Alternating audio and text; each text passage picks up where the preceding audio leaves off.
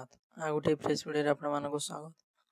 ତ ଆଜି ମୁଁ ଆପଣମାନଙ୍କ ପାଇଁ ପୁଣି ଆଉ ଗୋଟିଏ ଗୁରୁତ୍ୱପୂର୍ଣ୍ଣ ଭିଡ଼ିଓ ନେଇ ଆସିଛି, ଯାହାକି ଆପଣମାନଙ୍କୁ ବହୁତ ହେଲ୍ପଫୁଲ୍ ହେବ।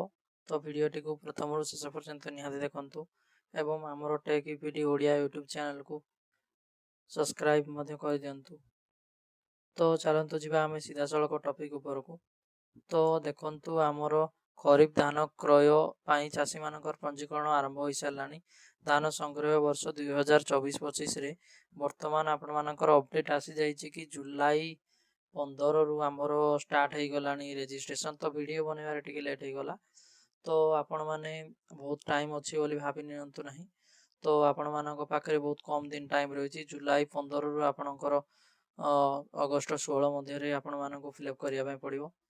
ତ ଚାଲନ୍ତୁ କ'ଣ ରହିଛି। ତ ଫର୍ମଟି ଆପଣମାନଙ୍କୁ ମୁଁ ଡେସ୍କ୍ରିପ୍ସନରେ ଲିଙ୍କ୍ ଦେଇଦେବି ଟେଲିଗ୍ରାମ ଚ୍ୟାନେଲର। ଟେଲିଗ୍ରାମ ଚ୍ୟାନେଲରେ ଆପଣମାନେ ଧାନ ବିକ୍ରି ଫର୍ମଟି ଡାଉନଲୋଡ଼ କରିପାରିବେ ଏବଂ ଆପଣମାନେ ଯେଉଁମାନେ ଅଛନ୍ତି ଭାଗ ଚାଷୀ, ତ ଆପଣମାନଙ୍କ ପାଇଁ ମଧ୍ୟ ଏଥିରେ ମୁଁ ଫର୍ମଟି ଅପଲୋଡ଼ କରିଦେଉଛି। ତ ଟେଲିଗ୍ରାମ ଚ୍ୟାନେଲ ଯେମିତି ଆମର ଭିଡ଼ିଓ ଆସିଯିବ, ତାପରେ ମୁଁ ଆପଣମାନଙ୍କୁ ଦୁଇଟା ଯାକ ଲିଙ୍କ୍ସ ଆପଣମାନଙ୍କୁ ଡେସ୍କ୍ରିପ୍ସନରେ ଦେଇଦେବି କିମ୍ବା ଟେଲିଗ୍ରାମ ଚ୍ୟାନେଲ ଦେଇଦେବି। ତ ଦେଖନ୍ତୁ, ଆମର ଧାନ ବିକ୍ରିର ଫର୍ମ କିଛି ଏଇଭଳିଆ ରହିଛି। ମୁଁ ଟିକେ ଜୁମ୍ କରିକି ଦେଖାଉଛି ଆପଣମାନଙ୍କୁ। ତ ସବୁକିଛି ଏଥିରେ ଆପଣମାନଙ୍କର ଓଡ଼ିଆରେ ଲେଖା ହେଇଛି, ତ ଆପଣମାନଙ୍କ କିଛି ଅସୁବିଧା ହେବ ନାହିଁ ଫିଲ୍ଅପ୍ କରିବା ପାଇଁ।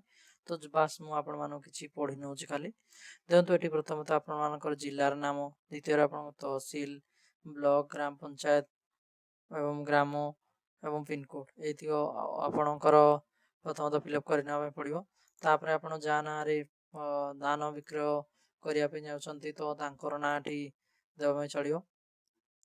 ତାପରେ ଦେଖନ୍ତୁ, ଏଠି ଆପଣମାନଙ୍କର ସମ୍ପର୍କ ଏବଂ ପରିବାର ସଂଖ୍ୟା। ଏଠି ଦେଖନ୍ତୁ ଟୋଟାଲ୍ସ ଆପଣମାନଙ୍କର ଯେତିକି ଡିଟେଲ୍ସ ରହିଛି ଆପଣମାନେ ତ ଓଡ଼ିଆରେ ଲେଖା ହେଇଛି, ତ ଆପଣମାନଙ୍କୁ ଏଇଟା ତ ହେଲ୍ପଫୁଲ୍ ହେବ। ତ ଦେଖନ୍ତୁ, ଟୋଟାଲ୍ ଆପଣମାନଙ୍କୁ ନିର୍ଭୁଲ ଭାବରେ ପୁରା ଫର୍ମଟି ଫିଲ୍ଅପ୍ କରିନେବ। ଏଇଭଳି ଆପଣମାନଙ୍କର 2ଟି ପେଜ୍ର ଫର୍ମଟି ରହିଛି, ତ ଆପଣମାନେ ଫିଲ୍ଅପ୍ କରିନେବେ। ତାପରେ ଆପଣମାନଙ୍କର ଦେଖନ୍ତୁ, ଆମର ଯେଉଁଟା ରହିଛି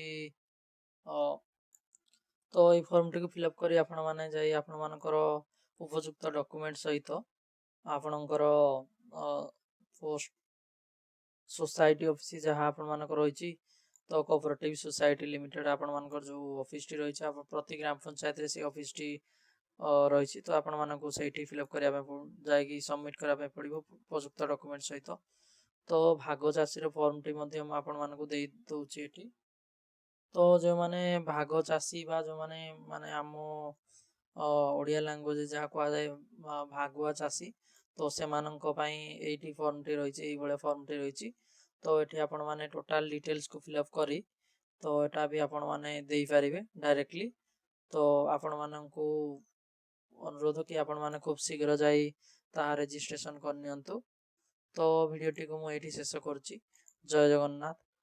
ତ ଭିଡ଼ିଓଟି ଭଲ ଲାଗିଲେ ନିଶ୍ଚୟ ସେୟାର କରିବେ, ଲାଇକ୍ କରିବେ ଏବଂ କମେଣ୍ଟରେ ଆପଣମାନଙ୍କର ମତାମତ ଜଣାଇବେ।